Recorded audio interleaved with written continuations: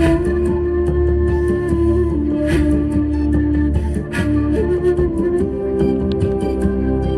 कैसे हैं आप लोग? आई होप आपको लास्ट टाइम जो वीडियो पार्ट बनाया था पार्ट 1 आपको वो पसंद आया होगा, समझ में भी आया होगा, ठीक है ना। तो आगे हम बढ़ते हैं चैप्टर की ओर, पार्ट 2 स्टार्ट करते हैं आज, ठीक है। बहुत अच्छा टॉपिक है, बहुत अच्छा समझना टॉपिक है, बस अपना फुल कंसंट्रेशन रखिएगा। और एक बात और, ठीक है ना, जैसे कि हमने इंट्रोडक्शन के टाइम पर एक वीडियो में आपको बताया था कि कैसे हम हिस्ट्री को बहुत अच्छे समझ सकते हैं, तो उसकी ट्रिक बताई थी आपको, इमेजिनेशन पावर, आपको वो याद है ट्रिक?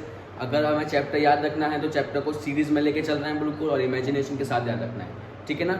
अगला एक आपको एक और ट्रिक बताता हूँ मैं, आप, ठीक है ना। ट्रिक है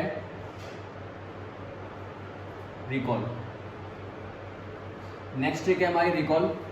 कभी भी अगर कोई चीज़ याद रखनी हो तो जैसे कि आप एक एग्जाम्पल के साथ लेके चलते हैं, जैसे कि आप मार्केट जा रहे हैं, आपकी मम्मा है, आपके फादर हैं, आपको कुछ सामान बता रहे हैं, काम बता रहे हैं कि आपको क्या करना है, तो क्या करते हैं, आप उसको टिप्स पर रिकॉल करते जाते हैं कि एक सामान ये है, एक सामान ये है, एक सामान ये है, फिर ऐसा करके चीनी लेनी है, दाल लेनी है और दूध लेना है, ऐसे करके आप सब सामान लिखते जाते हैं, अपने माइंड में रिकॉल करते जाते हैं, ठीक है ना। और जो बच्चा होता है ना, अगर उसको किसी काम करने किसी बच्चे को किसी काम को करने के लिए कहते हैं कि बेटा जाकर अंकल को ये बोल के आओ, तो क्या करता है बच्चा, पूरा रास्ते उसको रिकॉल करता हो जाता है कि पापा ने कहा है ये बात हमें अंकल से कहनी है, ठीक है ना। तो ये रिकॉल पावर होती है ये, अगर हम इसको लगातार रिपीट करें, कोई चीज़ लगातार रिपीट करते हैं तो वो हमें याद रहती है। तो इसको यूज़ कैसे करना है, जैसे कि एग्जाम्पल देता हूँ, मैंने अभी आपको पार्ट 1 पढ़ाया था। इस पार्ट 1 से जुड़े सारे टॉपिक्स आप एक बार अपने माइंड में रिकॉल कर लीजिए। हमने क्या क्या पढ़ लिया? सबसे पहला इम्पैक्ट्स ऑफ द वॉर पढ़ा हमने, इम्पैक्ट्स ऑफ द वॉर पहला टॉपिक याद है आपको। हमने 5-6 कंडीशंस पढ़ी थी। इन्फ्लुएंजा एपिडेमिक क्या पढ़ा था, फैमिन क्या पढ़ा था, जिसमें 13 मिलियन लोग मारे गए थे। साथ के साथ defence expenditure, income tax, custom duties and security पढ़ा था। कोई दिक्कत तो नहीं साथ में? सेकेंड हमने पढ़ा सत्याग्रह मूवमेंट,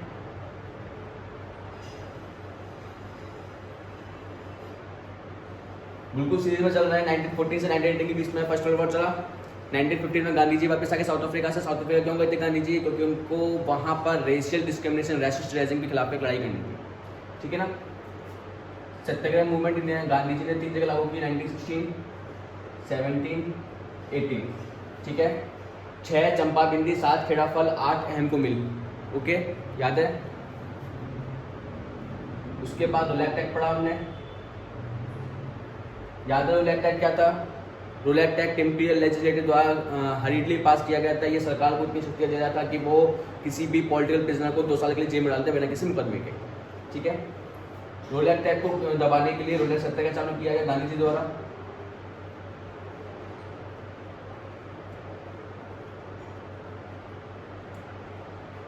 देन हमने पढ़ा मार्शल लॉ। मार्शल लॉ से हुआ जलियांवाला बाग इंसिडेंट, वो पढ़ा हमने।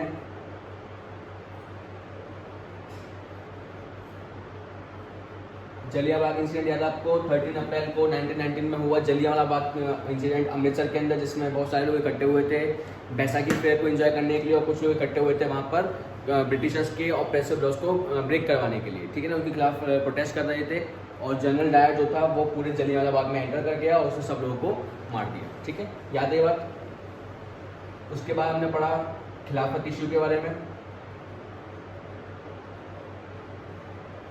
Then non cooperation. हमने ये भी बताया था कि नॉन कॉपरेशन मूवमेंट जो है वो स्टेजेस में अनफोल्ड होगा, एक साथ नहीं होगा, एक साथ भागोगे तो गिर पड़ोगे, स्टेप बाय स्टेप चलना सीखना होता है, ठीक है ना। तो नॉन कॉपरेशन मूवमेंट को गांधी जी ने कहा कि हमें कुछ स्टेप में चालू करना है। कुछ 3 स्टेप्स थे इस प्रकार से, आपको याद है। सबसे पहला, जितने भी फेमस पर्सनैलिटीज़ हैं जिनको अवार्ड्स मिले हैं वो सब अवार्ड वापस करेंगे, बॉयकॉट करेंगे।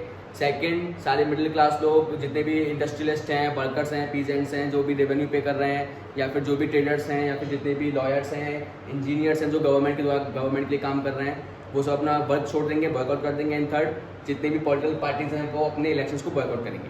3 स्टेप में, ठीक है ना। क्लियर ये बात? 3 स्टेप, तो दिक्कत यहाँ तक क्लियर है। ये पार्ट 1 हमने रिकॉल कर लिया, पूरा चैप्टर याद रहेगा। इसी प्रकार से हमें जितना भी हम पढ़ते चल रहे हैं हमें रिकॉल करते चलना है। अगर हम रिकॉल करते चलेंगे तो पूरा कोर्स हमें अच्छी तरीके से याद रहेगा, ठीक है ना। रफ करते हैं, ये बढ़े आगे, ट्रिक याद रहेगी, रिकॉल ट्रिक। आज का पार्ट है differing strands with in the movement. तो जैसे कि आप ये लिखा होगा देख पा रहे हैं, डिफरिंग का मतलब होता है डिफरेंट, ठीक है ना। डिफरिंग का मतलब है बिल्कुल साफ मतलब है, डिफर का मतलब होता है different, different means various. Strands का मतलब होता है अलग अलग aspects with in the movement, ठीक है ना। मूवमेंट के अंदर अलग अलग पहलू, ठीक है ना।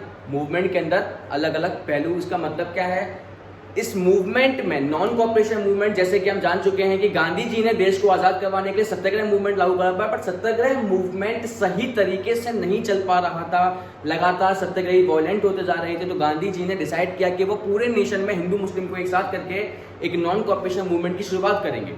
तो नॉन कॉपरेशन मूवमेंट की शुरुआत करने के लिए जितने भी लोग उसमें पार्टिसिपेट कर रहे हैं, हर इंसान जो उस नॉन कॉपरेशन मूवमेंट में पार्टिसिपेट करने वाला है, वो किसी न किसी एक एस्पिरेशन, किसी न किसी उम्मीद के साथ, किसी न किसी एम के साथ उस मूवमेंट में ज्वाइन करेगा। तो क्या उस मूवमेंट में ज्वाइन करने वाले लोगों के सबके एम सेम ही थे? क्या सब लोगों के साथ सेम ही हुआ? जैसा सब लोग मूवमेंट में पार्टिसिपेट कर रहे हैं तो सबका जो रिजल्ट था वो सेम निकल के आया? नहीं। ना तो किसी के नोशंस का मतलब होता है विचार, ना तो विचार लोगों के जो वो जिस विचार के साथ वो नॉन कॉपरेशन मूवमेंट में ज्वाइन कर रहे हैं, ना तो वो विचार सेम थे और ना ही उनके आने वाले रिजल्ट सेम थे, ठीक है। इसी बात को हम समझने वाले हैं, ठीक है। तो different stance with in the movement topic start करते हैं, कोई दिक्कत तो नहीं है। सबसे पहली बात कि नॉन कॉपरेशन मूवमेंट जो है वो फाइनली स्टार्ट हो चुका था जनवरी में 1921। जनवरी 1921 ये वो समय है जब नॉन कॉपरेशन मूवमेंट स्टार्ट हुआ था। आप एक बात बिल्कुल याद रखिएगा, सीरीज में चल रहे हैं। 1914 में फर्स्ट वर्ल्ड वॉर शुरू हुआ, 1915 में गांधी जी आ गए, 1960 में चंपारण का केस आया, 1970 में खेदा का केस आया, 1918 का अहमदाबाद का केस आया, ठीक है।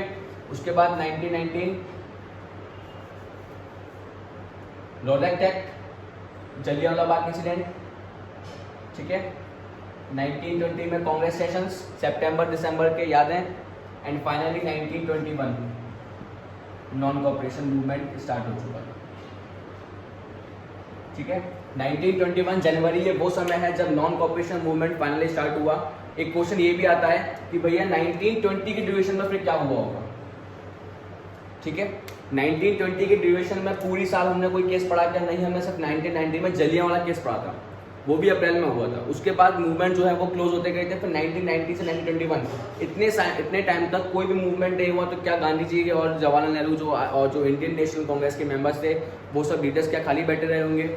इसका आंसर है नो, वो सब खाली नहीं बैठे थे। वो हमारे इंडिया में एक नॉन कॉपरेशन मूवमेंट को शुरुआत करने के लिए इंडिया के वेरियस जगह पर ट्रैवल कर रहे थे और लोगों को मोटिवेट कर रहे थे नॉन कॉपरेशन मूवमेंट को ज्वाइन करने के लिए, ठीक है। ये बात याद रखेंगे। तो फाइनली जनवरी 1921 में नॉन कॉपरेशन मूवमेंट स्टार्ट हुआ, ओके। स्टार्ट होने के बाद इस मूवमेंट में पार्टिसिपेट करने वाले 3 केस देखे हमने। सबसे पहला है movement in towns, movement in towns. Next topic है rebellion in countries, and third है स्वराज इन प्लांटेशंस, ठीक है। Swaraj in plantation, rebellion in countryside, movement in town, ये 3 टॉपिक पढ़ने हैं इस चैप्टर के अंदर, सॉरी इस पार्ट के अंदर, ठीक है ना। इस पार्ट जो है पार्ट 2 के अंदर हमें ये 3 टॉपिक्स पढ़ने हैं, movement in town, rebellion in countryside and Swaraj in plantation. Step by step चलते हैं, ठीक है। ये बात कर रहा हूँ मैं पूरी तरीके से।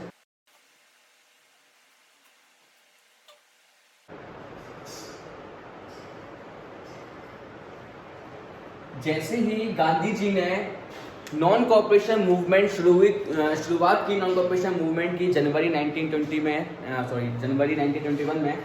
ठीक है ना, जनवरी 1921, ठीक है ना।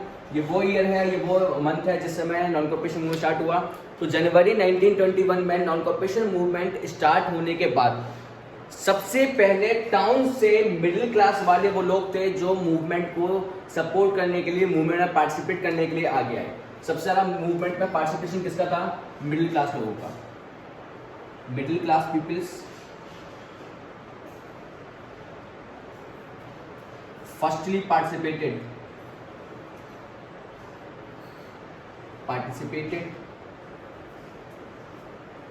in non cooperation movement, NCM, ठीक है, नॉन कॉपरेशन मूवमेंट याद रखिएगा, शॉर्ट फॉर्म में कर दिया मैंने। तो मिडिल क्लास पीपल में केसेस क्या रहे थे, पहले हम बात करते हैं। सबसे पहले देखो हुआ क्या, जैसे नॉन कॉपरेशन मूवमेंट स्टार्ट हुआ, पब्लिक को करना क्या था, जो भी वो काम जिस भी ग्रुप से जुड़े हुए हैं, जैसे कि गवर्नमेंट के जो भी काम कर रहे हैं, कॉपरेट कर रहे हैं गवर्नमेंट को, तो वो गवर्नमेंट को कॉपरेट करने का काम छोड़ना होगा, ठीक है ना। सबसे पहला स्टेप लिया गया स्टूडेंट्स द्वारा, स्टूडेंट्स एंड टीचर्स स्टॉप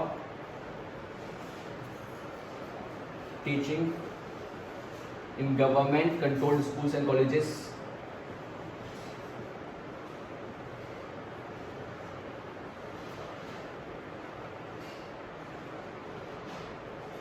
बच्चों को तो वैसे ही बहाना चाहिए होता है ना पढ़ने का, क्या कहते हैं भैया, ऐसा कुछ नहीं, हम पढ़ तो रहे हैं। अच्छा, सही बात, ठीक है ना। सबसे पहले स्टूडेंट्स ने क्या किया, जितने भी गवर्नमेंट स्कूल्स कॉलेजेस थे जहां पर वो पढ़ रहे थे, जितने भी टीचर्स थे, उन सब ने रिजाइन कर दिया। साथ के साथ लॉयर्स ने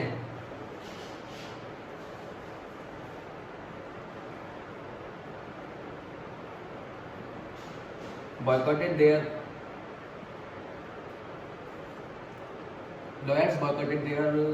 लीगल प्रैक्टिसेस। लीगल प्रैक्टिसेस का मतलब क्या होता है, गवर्नमेंट में कोर्ट से जुड़े हुए प्रैक्टिसेस जो होती हैं, वकालत वगैरह जो होती है, उसको लीगल प्रैक्टिसेस बोलते हैं। तो जितने भी लॉयर्स थे उन सब ने अपने लीगल प्रैक्टिसेस छोड़ दी थी। साथ के साथ जितने भी स्टूडेंट्स थे, टीचर्स थे, उन सब ने अपने काम, अपनी पढ़ाई छोड़ दी थी और टीचर से रिजाइन कर दिया था, ठीक है ना। गवर्नमेंट ऑफिशियल्स रिजाइन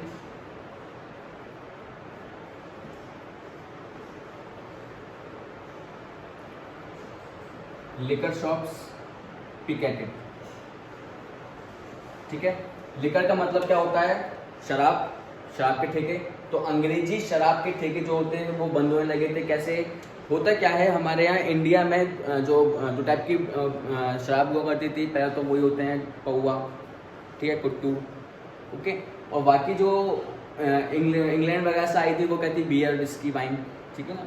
तो हमारे इंडियंस ने बियर, विस्की, वाइन की तरफ ज़्यादा प्रमोट हो गए थे, उसको ड्रिंक करना शुरू कर दिया था। तो जब नॉन कॉपरेशन मूवमेंट स्टार्ट हुआ तो इंडियंस ने डिसाइड किया कि वो लिकर शॉप्स पिकेटेड करेंगे। लिकर शॉप्स पिकेटेड का मतलब, पिकेटेड एक ऐसे टाइप का सोशल बॉयकॉट था जिसमें वो डिसाइड करते थे कि ना उस दुकान के अंदर कदम रखेंगे, ना उस दुकान से कुछ सामान खरीदेंगे, ठीक है। इसको बोलता है पिकेटेड। पिकेटेड एक टाइप का क्या है, सोशल बॉयकॉट, ठीक है ना। किसी भी प्रकार की जबरदस्ती से नहीं होता ये बॉयकॉट। ये बॉयकॉट इंसान अपने मन से करता है, मन में ठान लेता है कि मैं इस दुकान से सामान नहीं लूंगा, ठीक है ना। क्लियर, कोई दिक्कत तो नहीं है, ना इस दुकान की इस दुकान पर कदम रखूंगा और ना ही इस दुकान से कुछ सामान लूंगा। ऐसे टाइप के सोशल बॉयकॉट को कहते हैं पिकेटेड, ठीक है।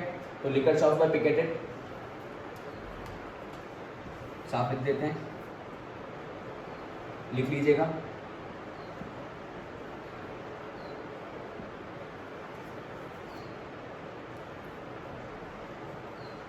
Traders refused to trade in Manchester goods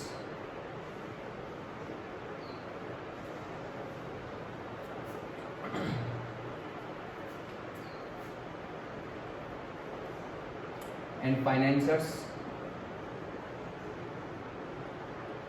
refused to finance foreign trade।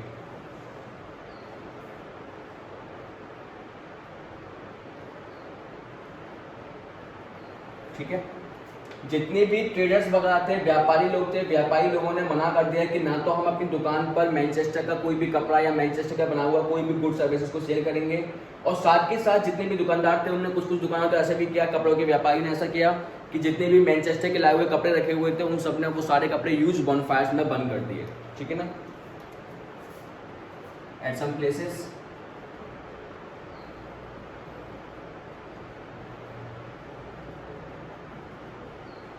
foreign clothes were burned in huge bonfires। Huge bonfires, ठीक है। तो बहुत सी कुछ जगह ऐसी भी थी जहाँ पर जो कपड़ों के व्यापारी थे उन लोगों ने गांधी जी की बात को बहुत सीरियसली लिया और जितने भी फॉरेन क्लॉथ्स वो बिका करते थे, परचेस किया करते थे फॉरेन मार्केट से, वो सारे कपड़े उन्होंने क्या किया, बॉनफायर्स में ऐसे लोरी की तरह जला दिया, ठीक है। एक बात तो ये सारी कंडीशंस थी। इसके अलावा कुछ कंडीशंस हैं जैसे कि, तो गांधी जी जैसे कि बोल रहे थे कि जैसे ही हम नॉन कॉपरेशन मूवमेंट स्टार्ट करेंगे तो नॉन कॉपरेशन मूवमेंट तीन स्टेप्स में अनफोल्ड होगा। तो तीसरा स्टेप था कि जितने भी पॉलिटिकल पार्टीज हैं उन सब पॉलिटिकल पार्टीज को जितना भी इलेक्शंस होने वाला है, काउंसिल इलेक्शन, वो सब काउंसिल इलेक्शन बॉयकॉट करने पड़ेंगे। तो आईएनसी, इंडियन नेशनल कांग्रेस ने दिसंबर 1920 के नागपुर सेशन में ये कहा था कि वो नॉन कॉपरेशन मूवमेंट को अडॉप्ट कर रहे हैं एंड काउंसिल इलेक्शन को बॉयकॉट कर रहे हैं, ठीक है ना। तो ऐसा ही कुछ हुआ। ऑल पॉलिटिकल पार्टीज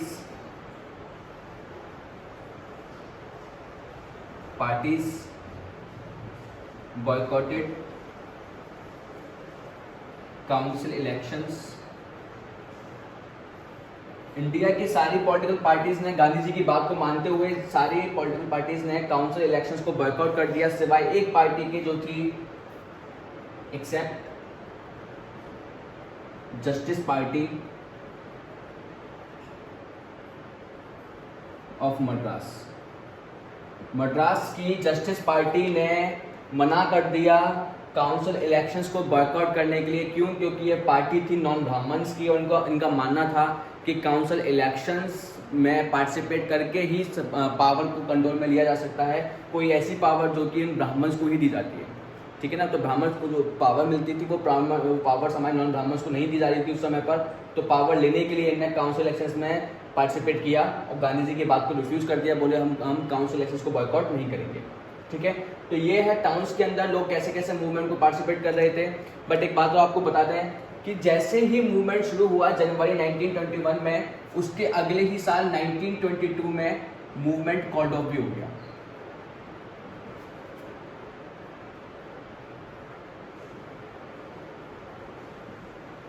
ठीक है, भले ही गांधी जी ने बहुत सारे लोगों को, इंडिया के बहुत सारे पीपल्स को एक साथ यूनाइट कर लिया था मूवमेंट के लिए, मुस्लिम्स भी यूनाइट हो गए थे खिलाफत इशू के थ्रू, बट फिर भी मूवमेंट को 1922 में कॉल्ड ऑफ होना पड़ा। उसके पीछे रीजन क्या था? देखो, अब मूवमेंट जो है नॉन कॉपरेशन मूवमेंट सिर्फ एक साल चला है, जनवरी 1921 से 1922 तक, ठीक है ना।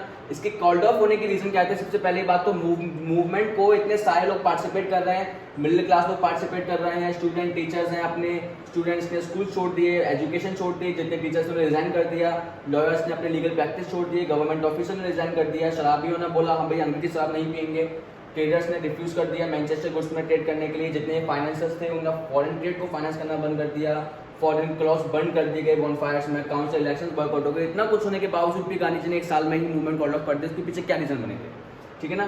तो उसका पहला रीजन क्या था? सबसे पहला, टाउन्स में भले ही लोग मूवमेंट को पार्टिसिपेट कर रहे थे बट पार्टिसिपेट करना ही काफी नहीं होता, ठीक है ना।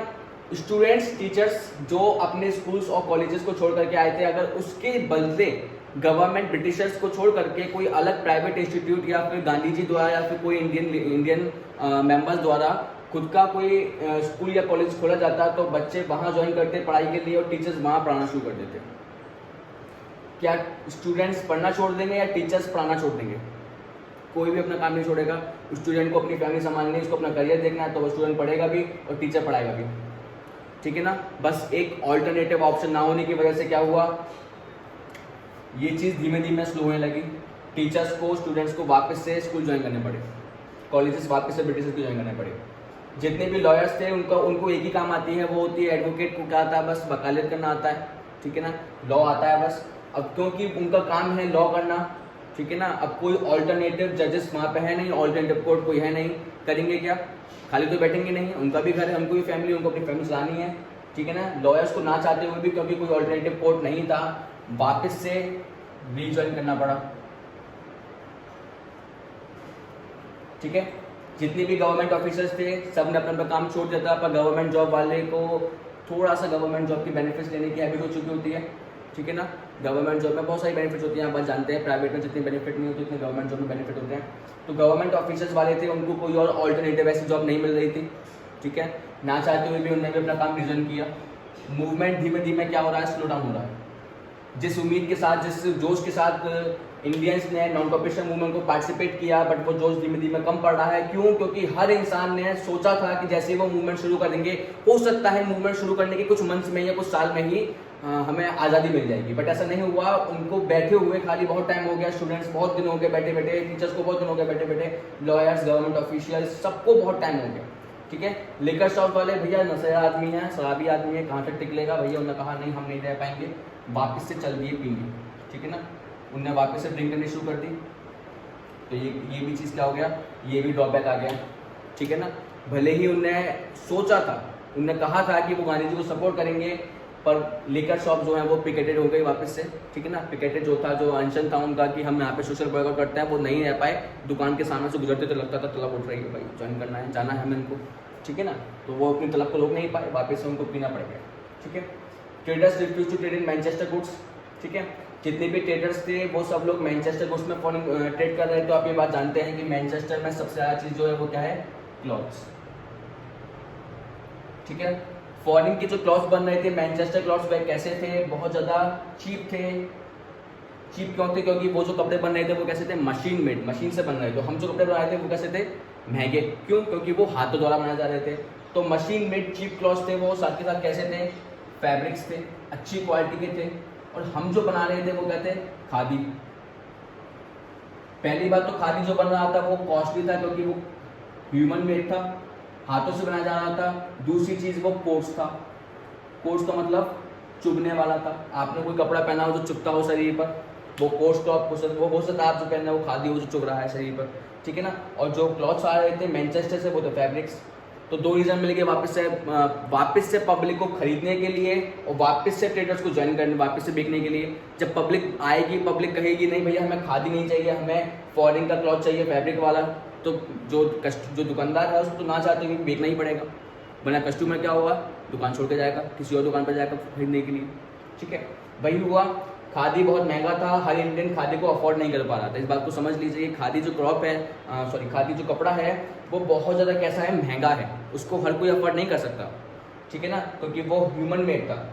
ठीक है ना, तो इसीलिए खादी की जो डिमांड थी बीच में बहुत टूटी थी। कब? जब इंडिया में मैनचेस्टर के क्लॉथ जो है वो यूज बॉनफायर्स में बंद कर दिए गए थे, तो पब्लिक धीमे धीमे खादी की तरफ बढ़ने लगी थी। और हमारे इंडियन इंडस्ट्रीज जो थे, जो खादी का कपड़ा बनाया करते थे, खादी क्लॉथ बनाया करते थे, उनको बहुत बेनिफिट हुआ, बहुत प्रॉफिट हुआ। ठीक है ना, बट हुआ क्या, वापस से लोगों को फैब्रिक्स पहनना पड़ा, मैनचेस्टर के कपड़ा पहनना पड़ा। ठीक है, क्यों? क्योंकि कॉस्टली थे। ठीक है, पहला रीज़न तो यही है, अगर आप कोई चीज़ अफोर्ड नहीं कर पा रहे तो आप कब तक एक शॉर्ट ड्यूरेशन के लिए तो उसको खरीद सकते हो। ठीक है ना, ऐसा तो नहीं है कि अगर आपके पास पैसा नहीं है आप फिर भी इसको रेगुलर खरीद पाओगे, क्या नहीं खरीद पाओगे। ठीक है, क्लियर ये बात। ये सारी वो कंडीशंस थी जिसकी वजह से टाउन्स के अंदर नॉन कॉर्पोरेशन मूवमेंट स्लो होने लगा। ठीक है, इसकी शुरुआत बहुत अच्छी थी, नॉन कॉर्पोरेशन मूवमेंट की शुरुआत बहुत बेटर रही है। इंडिया के बहुत सारे लोग, इंडिया में सब जगह पर मूवमेंट था, सब जगह लोगों के अंदर जोश था कि वो देश को एक स्वतंत्र भारत बनाएंगे। ठीक है ना, बट उसके बावजूद मूवमेंट को कॉल्ड ऑफ करना पड़ा। ये एकमात्र रीज़न है कि अभी सिर्फ एक रीज़न पढ़ा है हमने, अभी 2 रीज़न और पढ़ने हैं कि मूवमेंट कॉल्ड ऑफ क्यों हुआ। ठीक है ना, तो पहला रीज़न तो यही आ गया क्योंकि मूवमेंट टाउन्स में स्लो डाउन जा रहा था। ठीक है, क्या हो रहा था, पहला रीज़न, इसका पहला रीज़न आ गया हमारे पास, इन टाउन्स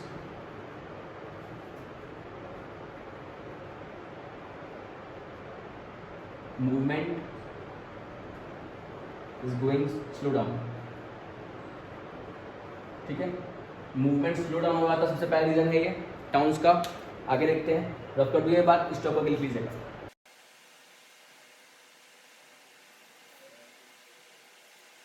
नेक्स्ट टॉपिक है rebellion in country side. Country side का मतलब क्या होता है, कंट्री साइड का मतलब होता है कस्बा देहात के इलाके जो होते हैं, जो बहुत ज़्यादा प्रिमिटिव होते हैं, विलेजेस से भी ज़्यादा प्रिमिटिव जो इलाके होते हैं उनको कंट्री साइड बोला जाता है। ठीक है ना, हमारे इंडिया में तो वर्ड जो है, जैसे फार्मर्स होता है, फार्मर को पीजेंट भी कहा जाता है, ऐसे ही विलेजेस होते हैं, प्रिमिटिव विलेजेस, उन विलेजेस को बहुत ज़्यादा अमेरिकन इंग्लिश में क्या बोलते हैं, कंट्री साइड। ठीक है, क्लियर ये बात, उसको कंट्री साइड बोलते हैं। तो रिबेलियन इन कंट्री साइड का मतलब है पुराने गाँव के कस्बे इलाकों में। रिबेलियन का मतलब होता है लड़ाइयाँ। ठीक है, रिबेलियन का मतलब क्या होता है, लड़ाइयाँ, वायलेंस, हिंसा। ठीक है, इसमें भी 2 केस आते हैं, ठीक है। सबसे पहला केस पढ़ लेते हैं। पहला जो केस है वो है अवध का, अवध, ठीक है। पहला केस जो है वो कहाँ का है, अवध का है। अवध एक गांव है, ठीक है, जहां पर जो लीडर थे वो थे बाबा रामचंद्र सन्यासी,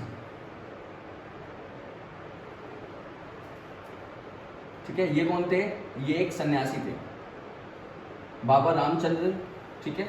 बाबा रामचंद्र कौन थे, ये एक सन्यासी थे जो अवध में रह रहे किसान पीजेंट्स के लीडर थे, जो उनको लीड कर रहे थे, ठीक है ना।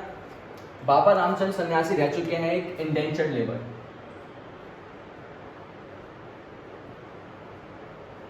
इंडेंचर्ड लेबर, ठीक है। इंडेंचर्ड लेबर का मतलब होता है ऐसी लेबर जो कि एक फिक्स टेनर के लिए जाती है किसी कॉन्ट्रैक्ट के ऊपर, ठीक है ना। ऐसी लेबर जो कि किसी एक देश से दूसरी देश में माइग्रेट होती है, काम करने के लिए जाती है एक फिक्स टेनर के लिए, एक फिक्स समय के लिए, एक कॉन्ट्रैक्ट के ऊपर, उस लेबर को बोलते हैं इंडेंचर्ड लेबर। तो ये इंडेंचर्ड लेबर जो थे, बाबा रामचंद्र सन्यासी जो थे, ये कहाँ गए थे, फिजी, FIGI, फिजी। कहाँ गए थे, फिजी गए थे। तो अवध एक जगह है, गांव है, जहाँ के किसानों को बाबा रामचंद्र सन्यासी लीड कर रहे हैं, और बाबा रामचंद्र सन्यासी एक इंडेंचर्ड लेबर रहे हैं। इंडेंचर्ड लेबर मतलब कॉन्ट्रैक्ट पर गए थे ये फिजी, ठीक है ना। क्लियर ये बात। वापस आने के बाद ने सन्यास ले लिया था, ठीक है। अवध में प्रॉब्लम क्या थी, peasants were fighting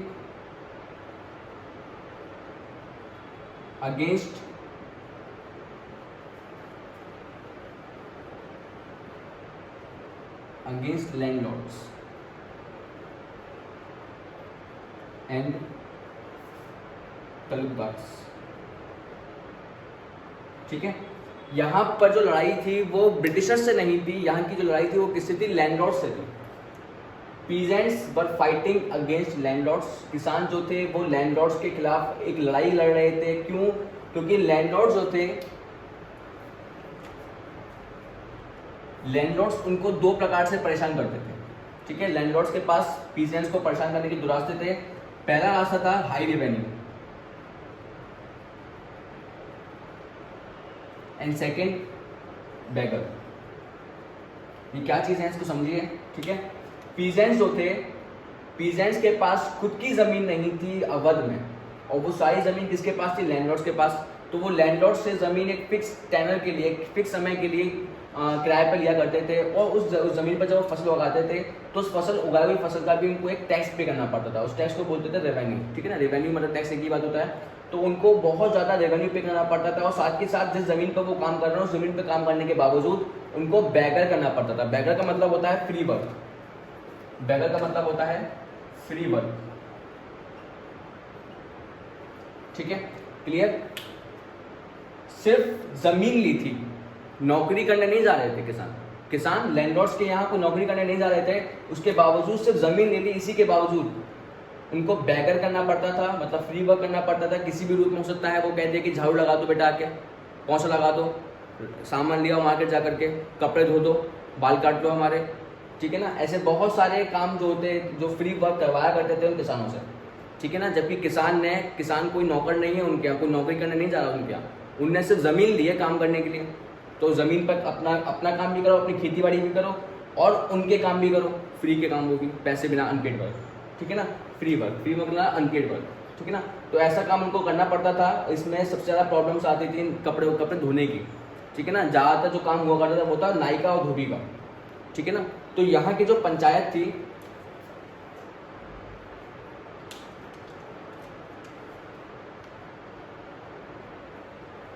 panchayat started नाई धोबी बंद, ठीक है ना। नाई धोबी बंद का मतलब क्या है, पंचायत ने डिसाइड किया कि वो लैंडलॉर्ड्स को रोकेंगे नाई धोबी का काम करवाने से। मतलब धोबी मतलब आप समझ लीजिए कपड़े धोने वाला, नाई का मतलब क्या होता है, बाल जो बाल काटता है, ठीक है ना। तो बाल काटने के और धोबी का काम, ये दोनों काम बेगर में नहीं करवाया जाएगा, ये पंचायत ने कहा। ठीक है, क्लियर ये बात। जितने भी पीजेंट्स हैं उनको बचाने के, लैंडलॉर्ड से बचाने के लिए क्या किया, बेगर के अंदर नाइट ड्यूटी का काम नहीं करवाया जाएगा। ठीक है, ऐसा पंचायत ने डिसीजन लिया। ठीक है, जैसे ही नॉन कॉपरेशन मूवमेंट अभी स्टार्ट नहीं हुआ था, जिस समय ये अवध की बात चल रही है उस समय नॉन कॉपरेशन मूवमेंट स्टार्ट नहीं हुआ था, तो जवाहरलाल नेहरू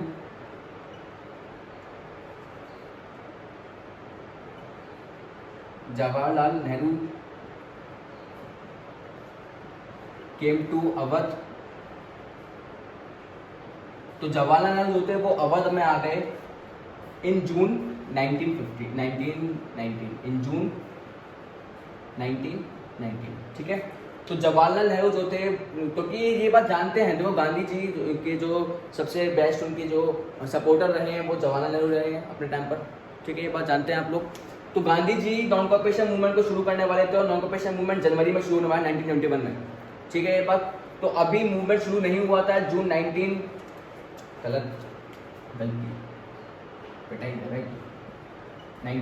ठीक है ना, तो वो समय था जून 1920 का, जब जवाहरलाल नेहरू जी इंडिया के कई सारे अलग अलग पार्ट्स में मूव कर रहे थे। किस लिए, ताकि लोगों को मोटिवेट कर सके और नॉन कॉपरेशन मूवमेंट के साथ जोड़ सके। ठीक है, जून का समय था 1920 में, जून में पहुंचे नेहरू जी अवध में। ठीक है ना, और यहाँ पर जाके इन्होंने कोशिश करी क्या, पीजेंट्स की ग्रीवियंसेस सुनने की। ठीक है ना,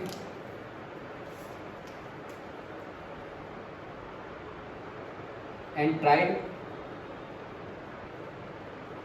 to integrate grievances of peasants with non-cooperation movement।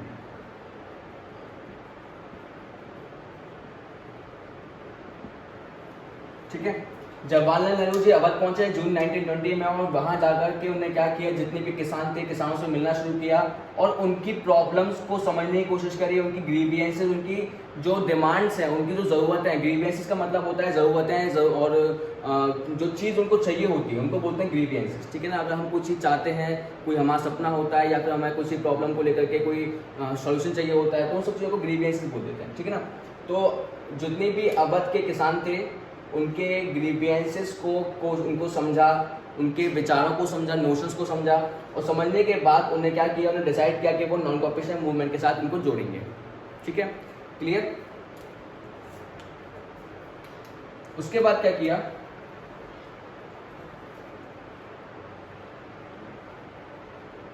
In October 1920 Nehru ji with बाबा रामचंद्र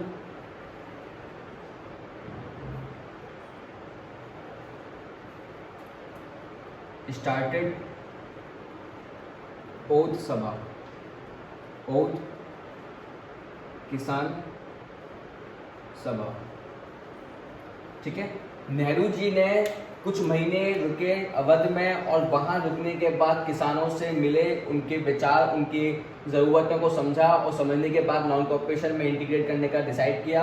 और साथ के साथ उन्हें अक्टूबर 1920, या वो समय है अक्टूबर का, देखो जून के बाद जून में आए और अक्टूबर 1920 तक, ठीक है ना, एक ओध किसान सभा शुरू किया। ठीक है ना, यहाँ पे इन्हें अवध नहीं बोला, क्या बोला उसको, ओध बोला, ओध किसान सभा। ठीक है ना, तो ओध किसान सभा शुरू की बाबा रामचंद्र सन्यासी के साथ और कुछ और भी उनके साथ कुछ लीडर्स वगैरह थे जो कि अवध के ही थे। ये सब इकट्ठे होकर के इन्हें एक ओध किसान सभा शुरू करी और इस ओध किसान सभा की लगभग एक ही महीने में 300 ब्रांचेस खुल चुकी थी। ठीक है, ये बात समझ में आई, 300 ब्रांचेस खुल चुकी थी एक ही महीने में अलग अलग जगहों पर। ठीक है, क्लियर। जैसे कि यहाँ पर आप देख पा रहे हैं, ये सारे जो भी हमने पढ़े हैं ये सिर्फ अभी पॉजिटिव एस्पेक्ट्स हैं इसके। ठीक है, कंट्री साइड में बहुत अच्छे से मूवमेंट चल रहा है, कोई दिक्कत नहीं है। अब हमें वो चीज़ जाननी है कि नॉन कॉपरेशन मूवमेंट को कॉल्ड ऑफ करने का रीज़न दूसरा कहाँ से बना। दूसरा रीज़न कहाँ से बना, अक्टूबर में स्टार्ट हो गया, नवंबर दिसंबर 2 महीने लगे, 300 ब्रांचेस, 300 से अधिक ब्रांचेस बन चुकी थी। जनवरी 1920 जैसे ही आई नॉन कॉपरेशन मूवमेंट, जैसे ही स्टार्ट हुआ, ठीक है ना, तो किसान सभा जो थी, किसान सभा के जितने भी सपोर्टर्स थे, जितने भी किसान लोग थे, उन सब लोगों को जो सपोर्ट करने का तरीका था वो ऐसा तरीका था जो कि कभी कांग्रेस ने सोचा भी नहीं था। ठीक है, कांग्रेस का सोचना था कि जैसे गांधी जी कह रहे हैं हमें सिर्फ बॉयकॉट करना है, ठीक है ना, नॉन कॉपरेशन मूवमेंट को सपोर्ट करना है, बॉयकॉट मूवमेंट करना है, वैसा कुछ भी नहीं हुआ। जैसे ही जनवरी 1921 में नॉन कॉपरेशन मूवमेंट स्टार्ट हुआ, जितने भी और किसान सभा के लीडर्स थे, बाबा रामचंद्र सन्यासी के सपोर्टर्स और जितने भी पीजेंट्स थे उस ग्रुप के, सारे लोगों ने अटैक करना शुरू कर दिया लैंडलॉर्ड्स के ऊपर।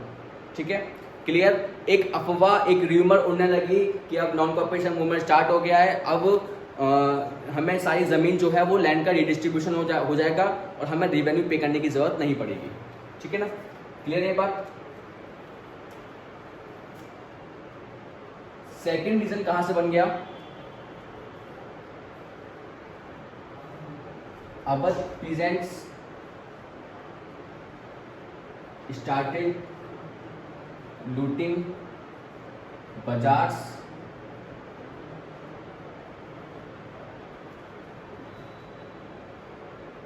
And landlords houses and refused to pay revenue। ठीक है, सेकंड कंडीशन क्या बन गई? जवाहरलाल नेहरू और इंडियन नेशनल कांग्रेस, इवन गांधी जी का सोचना यह था कि अवध के किसान जो है वो बहुत सत्याग्रह के साथ, बिना किसी लड़ाई वॉयलेंस के साथ मूवमेंट को सपोर्ट करेंगे, बट ऐसा नहीं हुआ। जनवरी 1921 में जैसे ही मूवमेंट शुरू हुआ, सारे किसानों ने मिलकर के क्या किया, लैंडलॉर्ड्स तलुकदार जो होते हैं उन सबको लूट लिया, बाजार लूट लिया, उनके हाउसेस पर हमला कर दिया, सारी कीमती चीज़ चुराना शुरू कर दी। और साथ के साथ उन्होंने ये भी कहा कि उनको अफवाह फैलने लगी और जितने भी लीडर्स थे उन लोगों ने ये कहा कि अब ज़मीन का जो है वो रीडिस्ट्रीब्यूशन होगा, मतलब जो ज़मीन लैंडलॉर्ड्स के पास है वो ज़मीन लैंडलॉर्ड से छीन करके हम लोगों में बांटी जाएगी और साथ के साथ अवाम में रेवेन्यू पे करने की भी कोई ज़रूरत नहीं है।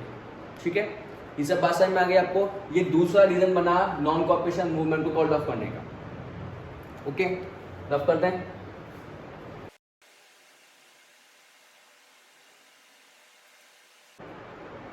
जनवरी 1921 टू 1922, ठीक है, नॉन कॉपरेशन मूवमेंट, ये डेट है। ठीक है, और यहाँ पे हम क्या लिख रहे हैं, वो रीजंस लिख रहे हैं। किस चीज़ के reasons?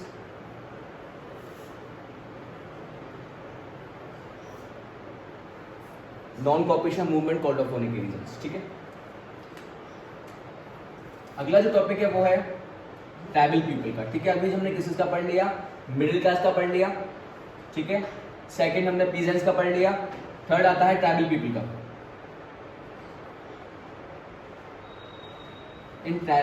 In ग्यूदम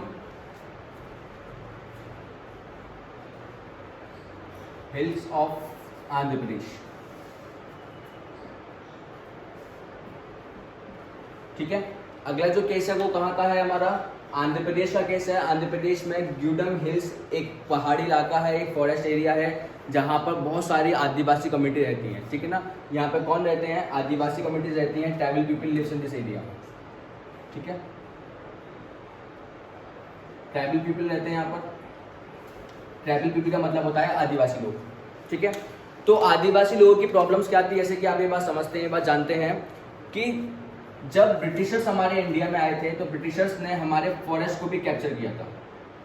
forest is also captured by Britishers. ठीक है, आई थिंक आपने 9th के चैप्टर में पढ़ा होगा ये फॉरेस्ट सोसाइटी एंड कॉलोनिज्म। तो forest is also captured by Britishers. Britishers ने टीक टिम्बर, जो बढ़िया क्वालिटी लकड़ी होती है, उसको लेने के लिए हमारे इंडिया के बहुत बढ़िया जो क्वालिटी की जो फॉरेस्ट हुआ करते थे उन सबको अपने अंडर में कर लिया था। ठीक है ना, और ब्रिटिशर्स ने फॉरेस्ट को लेने के बाद फॉरेस्ट को 3 हिस्से में बांटा था। Village, protected, reserve. ठीक है, आई थिंक आपको ये बात याद आ रही होगी।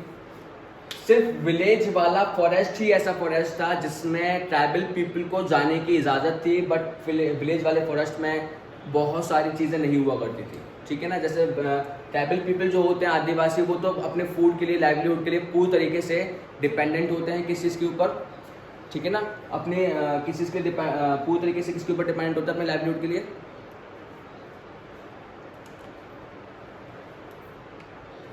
ठीक है। तो जितने भी ट्राइबल पीपल होते हैं वो अपने फूड के लिए, लाइवलीहुड के लिए फॉरेस्ट के ऊपर डिपेंडेंट होते हैं। बट क्योंकि विलेज फॉरेस्ट जो था वो बहुत ज़्यादा प्रिमिटिव विलेज था, उसमें कोई भी चीज़ नहीं हुआ करती थी, और जिसमें हुआ करते थे वो प्रोटेक्टेड रिजर्व में ट्राइबल पीपल को जाने की इजाज़त नहीं थी, ठीक है ना। उनको रोका जा रहा था। साथ के साथ जो ब्रिटिशर्स थे वो उनको फोर्स कर रहे थे बैगर करने के लिए। बैगर मतलब हम जान चुके हैं फ्री वर्क, ठीक है ना। उनने कहा कि आप प्रोटेक्टेड वाले फॉरेस्ट में जा सकते हैं, बट उसकी कंडीशन यही होगी कि आपको फॉरेस्ट की देखभाल करनी पड़ेगी, और साथ के साथ आपको उसके लिए बैगर करना पड़ेगा। बैगर मतलब फ्री वर्क करना पड़ेगा इन रोड कंस्ट्रक्शन,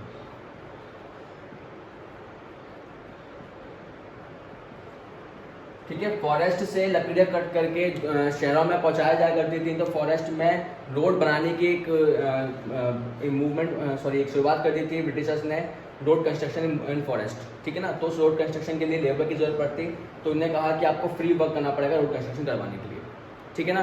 तो जितने भी गुडम हिल्स आंध्र प्रदेश के जो जितने भी ट्राइबल पीपल थे वो बहुत ज़्यादा क्या हो गए, वायलेंट हो गए, गुस्से में आ गए, और गुस्से में आकर के उनने क्या किया, एक मिलिटेंट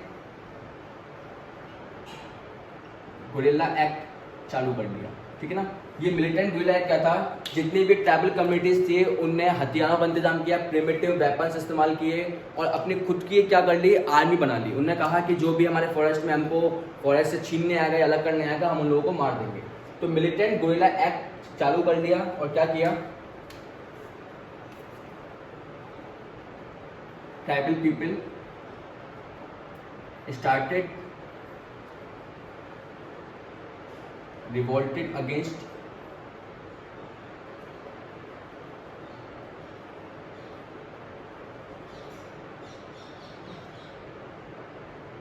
violence भी बोल सकते हैं, violence against फॉरेस्ट पुलिस, ठीक है। फॉरेस्ट की जो पुलिस थी उसके ऊपर हमला करना शुरू कर दिया ट्राइबल पीपल ने, ठीक है ना। Tribal people started attacking against या फिर वायलेंस अगेंस्ट फॉरेस्ट पीपल, ठीक है। साथ के साथ क्या हुआ, यहाँ पे जो ट्राइबल पीपल थे उनको लीड कर रहा था एक बहुत ज़्यादा बड़ी फिगर है, बहुत ज़्यादा मतलब ऐसी फिगर उसको समझना बहुत डिफिकल्ट था। Tribal people were led by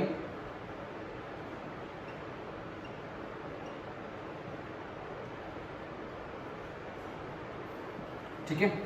tribal people जो हैं आदिवासी लोगों का भी एक लीडर था, मसीहा था, जो उनको लीड कर रहा था। उस लीडर का नाम था अलूरी सीताराम राजू, ठीक है। तो tribal people were led by Alluri Sitaram Raju, ठीक है। अलूरी सीताराम राजू की भी कुछ खासियत थी, जैसे कि अलूरी सीताराम राजू जो थे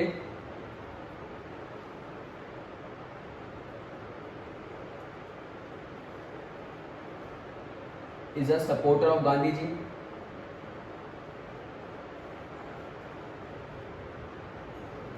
ठीक है। अलूरी सीताराम राजू जो थे वो गांधी जी के सपोर्टर थे, साथ के साथ वो गांधी जी के नॉन कॉपरेशन मूवमेंट से बहुत ज़्यादा इंस्पायर्ड थे। उन्होंने कहा कि गांधी जी ने जो मूवमेंट स्टार्ट किया है नॉन कॉपरेशन मूवमेंट, वो बहुत बढ़िया मूवमेंट है, देश को आज़ाद करने के लिए बहुत बड़ी मुहिम है ये, और अगर ये मूवमेंट बहुत अच्छे से चल जाए तो देश हमारा आज़ाद हो सकता है, ठीक है। साथ के साथ गांधी जी का, ठीक है ना, Raju were inspired, Raju is very inspired by Gandhiji's non cooperation movement NCM, ठीक है ना।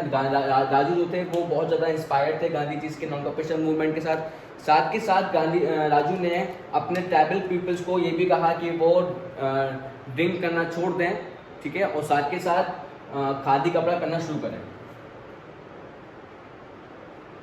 Raju also forced his supporters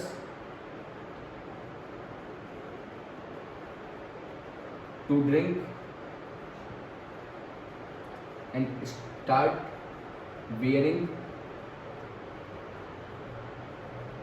khadi. ठीक है, क्लियर ये बात। राजू एक बहुत अच्छे सपोर्टर थे गांधी जी के, राजू बहुत इंस्पायर्ड थे गांधी जी के नॉन कॉपरेशन मूवमेंट के आइडिया से। साथ ही साथ राजू ने अपने सपोर्टर्स को ये भी कहा कि वो पीना छोड़ दें और जितने भी लोग हैं वो खादी कपड़ा पहने। ठीक है, और ये जो राजू था वो थोड़ा सा एक डिफरेंट फिगर था जिसको समझ पाना मुश्किल था। क्यों? क्योंकि राजू का मानना ये था कि देश आज़ाद तो होगा बट सत्याग्रह से नहीं होगा, नॉन वायलेंस से नहीं होगा। देश आज़ाद करवाने का एक ही रास्ता है, वो क्या है? हिंसा, वायलेंस, फाइट। राजू से the nation will be liberated only by violence. ठीक है, इन्होंने कहा कि देश को हम हिंसा से ही आज़ाद करवा सकते हैं और इसी बात को बोल करके ही राजू ने मिलिटेंट गुरिल्ला एक्ट चालू किया था। ठीक है ना, अपने सपोर्टर्स के साथ मिलकर के, और जितनी भी फॉरेस्ट पुलिस थी उनके ऊपर हमला करना शुरू कर दिया था। ठीक है, ये बात। राजू को थोड़ा सा फेमस पर्सनैलिटी इसलिए भी बोला गया क्योंकि वो किसी को समझ में नहीं आते थे, उनकी बातें किसी बहुत कम लोगों को समझ में आती थी। ठीक है, राजू का कहना था, राजू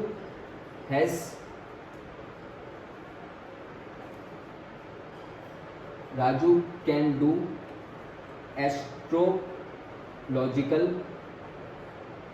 प्रिडिक्शंस।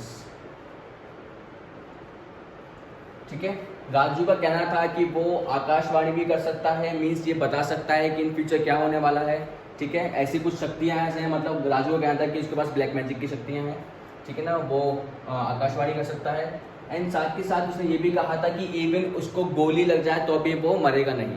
उसके पास इतनी पावर्स हैं कि वो लोगों को हील कर सकता है, लोगों को जिंदा कर सकता है, लोगों को बचा सकता है, हील कर सकता है।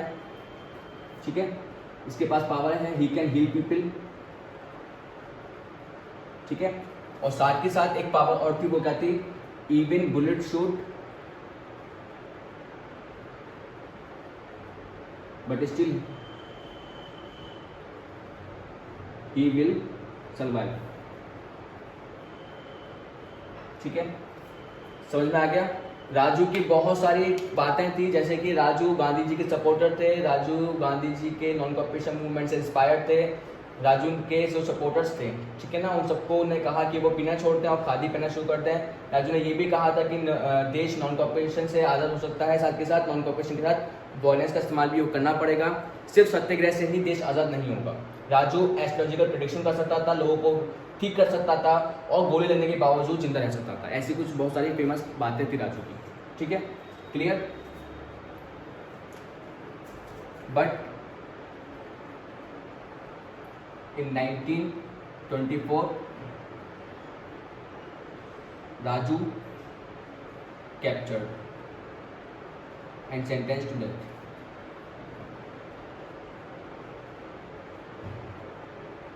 ठीक है, बट हुआ क्या? राजू ने 1921 का वो समय था जब मिलिटेंट गुरिल्ला एक्ट चालू किया था, और मिलिटेंट गुरिल्ला एक्ट चालू करने के बाद फॉरेस्ट की पुलिस के ऊपर हमला करना शुरू कर दिया था और ज़बरदस्ती रिजर्व फॉरेस्ट और प्रोटेक्टेड फॉरेस्ट में एंटर करना शुरू कर दिया और फॉरेस्ट को अपने कब्जे में करना शुरू कर दिया था। ठीक है, तो ब्रिटिशर्स ने क्या किया? बहुत ज़्यादा बड़ी पुलिस की एक सेना भेजी और अल्लूरी सीताराम 1924 में पकड़े गए। ठीक है, और फाइनली क्या हुआ? उनको कैप्चर करने के बाद, पकड़े जाने के बाद उनको मौत की सजा सुना दी गई। ठीक है, ये बात कोई दिक्कत? ये ट्राइबल पीपल का जो केस था, ये तीसरा केस बना गांधी जी के लिए नॉन कॉपरेशन मूवमेंट को कॉल्ड ऑफ करने के लिए। ठीक है, ये बात समझ रहे हैं? रब कर दो ये। ठीक है,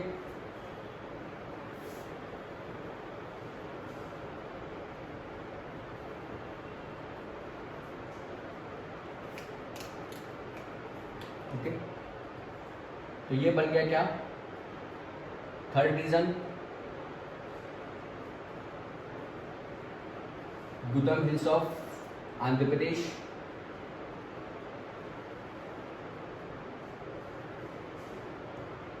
ट्राइबल पीपल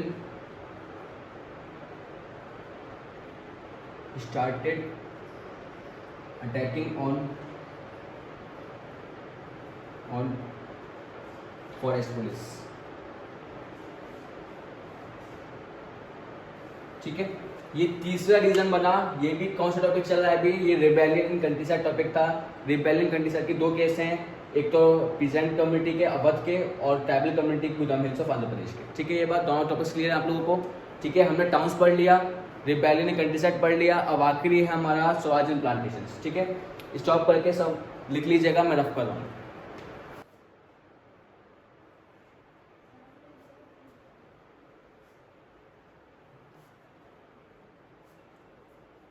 ठीक है, याद रखिएगा कि राजू को फेमस पर्सनैलिटी क्यों बोला गया। ठीक है, क्योंकि राजू की बहुत सारी खासियत थी। राजू ठीक कर सकता था लोगों को, गोली खाने के बावजूद जिंदा रह सकते थे और एस्ट्रोलॉजिकल प्रिडिक्शन कर सकते थे। ठीक है, ये बात।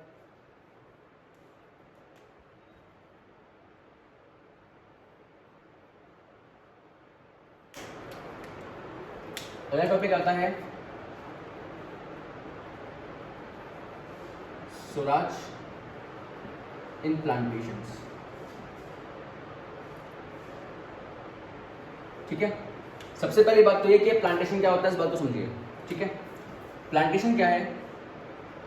प्लांटेशन एक टाइप की फार्मिंग है।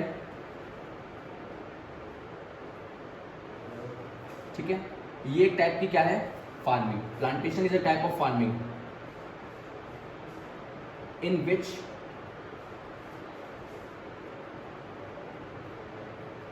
Rare crops are grown. ठीक है, प्लांटेशन एक ऐसे टाइप की फार्मिंग है जिसमें पूरे जमीन पर सिर्फ एक ही प्रकार की क्रॉप उगाई जाती है। वो क्रॉप जो होती है वो बहुत ज्यादा रेयर क्रॉप होती है। ठीक है, ऐसी क्रॉप जो कि इंडिया में हर जगह नहीं उग सकती, ऐसी क्रॉप को रेयर क्रॉप बोलते हैं। जैसे कि आप इसको देख सकते हैं, इंडिगो, वीड, ओपियम, रबड़ एटसेट्रा। ठीक है, तो इंडिगो, वीड, ओपियम, रबड़ एटसेट्रा, ये वो सारी क्रॉप्स हैं जो हमारे इंडिया में बहुत फेमस थी और ये क्रॉप सिर्फ रेयर जगह पर ही उगा करती थी, इसीलिए इनको उगाने के लिए प्लांटेशन का इस्तेमाल किया गया। ठीक है, बट हुआ क्या, जैसे जैसे ब्रिटिशर्स होते हैं, ब्रिटिशर्स हमारे पूरे ज़मीन पर, पूरे इंडिया पे कब्जा कर चुके थे, तो इनने हमारी फार्मिंग वाली जगहों पे भी कब्जा कर लिया, ये सारी ज़मीन अपने कब्जे में कर ली। तो क्योंकि ब्रिटिशर्स हैं वो खेती बाड़ी खुद तो करेंगे नहीं। ठीक है, जो अंग्रेज हैं वो खेती बाड़ी खुद तो करेंगे नहीं, तो क्या करेंगे, अंग्रेजी खेती बाड़ी करवाने के लिए इंडिया से पीजेंट्स को हायर कर रहे थे। ठीक है, तो पीजेंट्स क्या कर रहे थे, इसमें इंडिया के खेती बाड़ी करने जाते थे और जो फसल कटती थी उसमें से थोड़ी सी फसल चुका करके अपने घर में लिया करते थे। ठीक है ना, क्योंकि वो भाई उनका हक बनता है, वो ज़मीन भी उनकी है और जो फसल वो उगा रहे हैं वो भी उनकी मेहनत से करेगी, तो इतना तो हक बनता है उनका कि वो उस फसल को ले सकते हैं।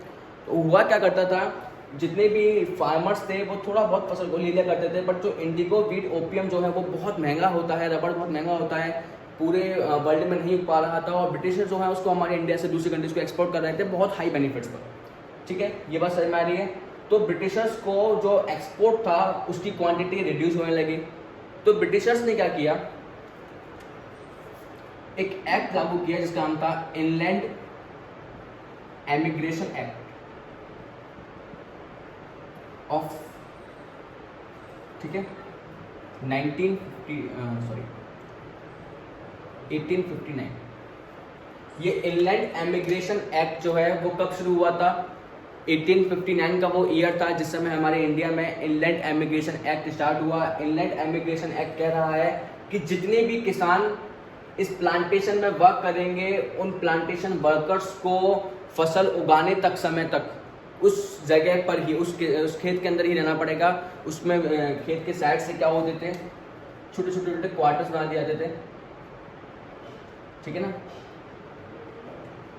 क्वार्टर्स बना दिए जाते थे जहाँ पे किसान रह सके। ठीक है ना, तो जितने भी किसान हुआ करते थे वो प्लांटेशन में काम करने के लिए दूसरे विलेजेस से बुलाए जाते थे एक फिक्स कॉन्ट्रैक्ट पर। ठीक है ना, उस कॉन्ट्रैक्ट पर उनको बुलाया जाता था, एक फिक्स ड्यूरेशन के लिए उनको बुलाया जाता था और उस ड्यूरेशन के बीच में किसानों को उस जगह से, उस ग्राउंड से बाहर जाने की परमिशन नहीं हुआ करती थी। अगर वो बाहर जाना चाहते हैं किसी अपनी फैमिली से मिलने के लिए, या कोई त्यौहार है, या फैमिली में किसी कोई फैमिली में जो मेंबर है किसी की डेथ हो गई है, तो अगर जो किसान है उसको अपने फैमिली वापस जाना है मिलने के लिए, तो उनको परमिशन लेनी पड़ती थी ब्रिटिशर्स से कि हमें बाहर जाना है या फिर हमें अपने फैमिली के पास वापस जाना है, और ब्रिटिशर्स उनको परमिशन दिया भी नहीं करते थे।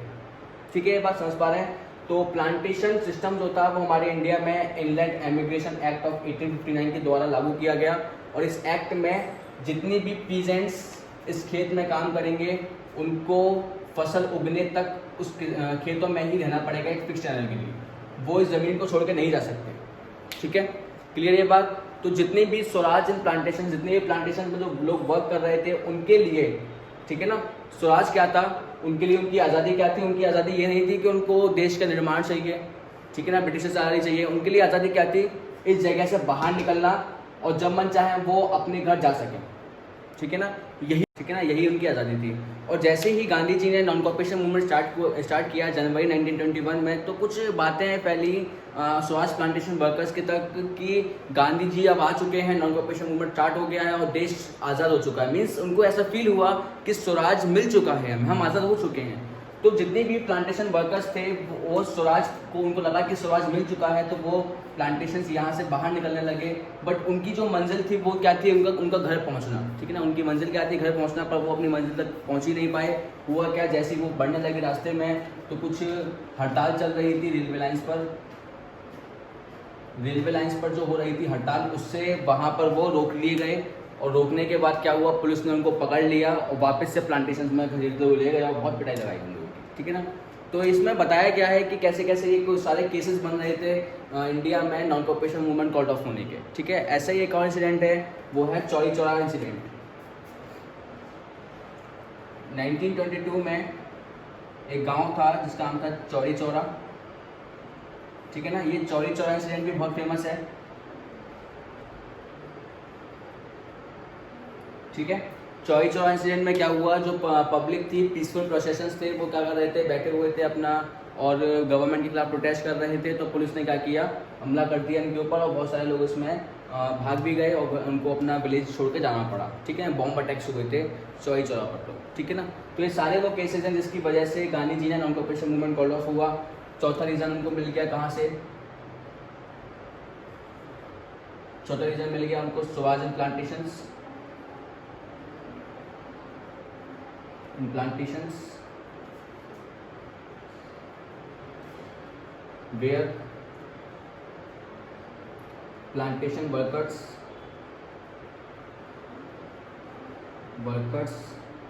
left ground and marched to their homes but captured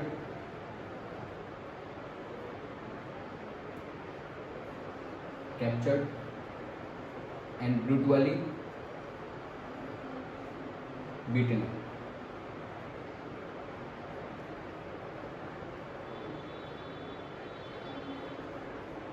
ठीक है, चौथा रीजन मिल गया।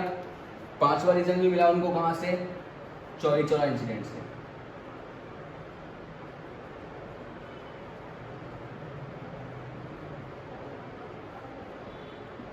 ठीक है, क्लियर। चौरी चौरा इंसिडेंट कब हुआ? इन 1922, ठीक है, क्लियर। कोई दिक्कत नहीं साथ में। जैसे कि आप मैप में देख पा रहे हैं, मैप पर क्वेश्चन आता है, इसके ऊपर भी मैप में मार्क करना होता है कि चौरी चौरा इंसिडेंट कहाँ पर है, ठीक है। ये बात कोई दिक्कत तो नहीं है। क्वेश्चन कैसे भी आ सकता है, इस पर हो सकता है आपको क्वेश्चन ये दिया जाए कि मूवमेंट जो था टाउन्स के अंदर कैसे लोग नॉन कॉपरेशन मूवमेंट को सपोर्ट कर रहे हैं, तो आपको लिखना पड़ेगा।